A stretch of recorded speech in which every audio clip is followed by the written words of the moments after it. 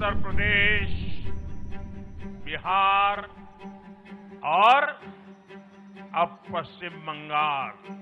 ভারতের পশ্চিমবঙ্গে ১.৫ দশকের মমতা যুগের অবসান ঘটেছে। প্রথমবারের মতো ক্ষমতায় বসতে যাচ্ছে ভারতীয় জনতা পার্টি বিজেপি।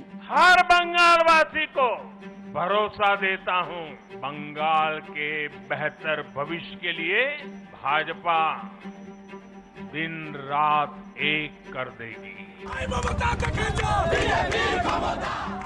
দলটির ক্ষমতায় আসা নিয়ে ব্যাপক আলোচনা হচ্ছে সীমান্তের এপারে বাংলাদেশে। প্রশ্ন উঠছে, বিজেপির ক্ষমতায় আসায় কেমন প্রভাব পড়বে বাংলাদেশের ওপর? কলকাতায় ক্ষমতার এই পালাবদলে কি ঢাকার চিন্তিত হওয়া উচিত, নাকি নতুন সম্ভাবনা হিসেবে দেখা উচিত? জানবো আজকের স্টার এক্সপ্লেইনসে।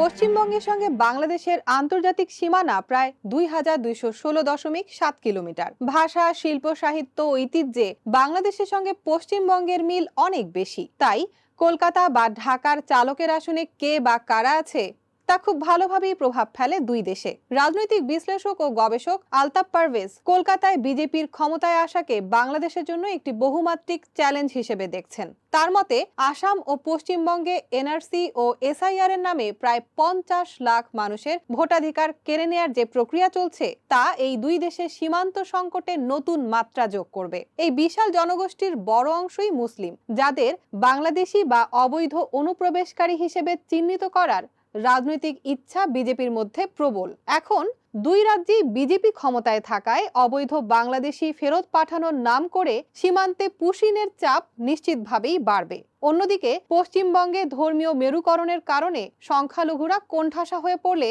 তাদের একটি অংশ জীবন বাঁচাতে বাংলাদেশে চলে আসতে চাইতে পারে, যা ঢাকার নতুন সরকারের জন্য বড় চ্যালেঞ্জ হয়ে দাঁড়াবে বলে আশঙ্কা প্রকাশ করেছেন আলতাফ পারভেজ। অন্যদিকে আসামের হিমন্ত বিশ্ব শর্মা এবং পশ্চিমবঙ্গের শুভেন্দু অধিকারীর মতো নেতারা বিজেপির কেন্দ্রীয় পর্যায়ে নিজেদের জনপ্রিয়তা বাড়াতে বাংলাদেশ বিরোধী বক্তব্যকে রাজনৈতিক পণ্য হিসেবে ব্যবহার করে থাকেন। ফলে আগামীতে পশ্চিমবঙ্গেও পুশিন বা পুশব্যাক আতঙ্ক বাড়তে পারে। পুশিন বা পুশব্যাক বলতে সাধারণত এক দেশে থাকা মানুষদের সীমান্ত দিয়ে জোর করে প্রতিবেশী দেশের ভূখণ্ডে পাঠিয়ে দেয়াকে বোঝায়। আরেকটি অনুমানের কথাও বলেন আলতাফ পারভেজ। তার মতে, মতুয়া সম্প্রদায়ের মানুষেরাও এখন বলতে পারেন যে তাদের নাগরিক অধিকার দিতে হবে। যদি তাদের জন্য সিএএ কার্যকর করা হয়, তাহলে বাংলাদেশ থেকে সংখ্যালঘুদের ভারতে যাওয়ার প্রবণতাও বাড়তে পারে। পশ্চিমবঙ্গের সাংবাদিক ও রাজনৈতিক বিশ্লেষক অর্ক ভাদুরী বিজেপির এই জয়কে উভয় দেশের জন্য একটা বিপজ্জনক ইঙ্গিত হিসেবে দেখছেন। তার মতে, এবারের বিধানসভা নির্বাচনে বিজেপি ব্যাপকভাবে প্রচার করেছে পশ্চিমবঙ্গে বাংলাদেশি অনুপ্রবেশকারীতে ভরে গেছে। পশ্চিমবঙ্গে লক্ষ লক্ষ রোহিঙ্গাও রয়েছে।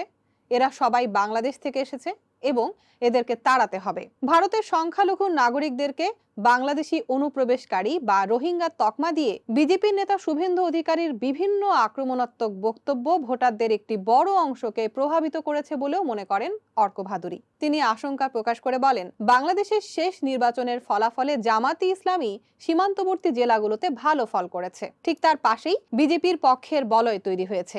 অর্ক ভাদুরীর মতে, আগামীতে দুই দেশের সীমান্তবর্তী এলাকাগুলোতে সাম্প্রদায়িক উত্তেজনা বাড়বে। বিজেপি ও জামাতি ইসলামী দুপক্ষই নিজেদের রাজনৈতিক স্বার্থে এটাকে জিইয়ে রাখবে। ফলে দুটো দেশেরই শান্তিপ্রিয় ও অসাম্প্রদায়িক মানুষের বিপদ বাড়বে। বিজেপির জয় কোনো কোনো ক্ষেত্রে সুযোগও তৈরি করতে পারে বলে মনে করছেন বিশ্লেষকরা।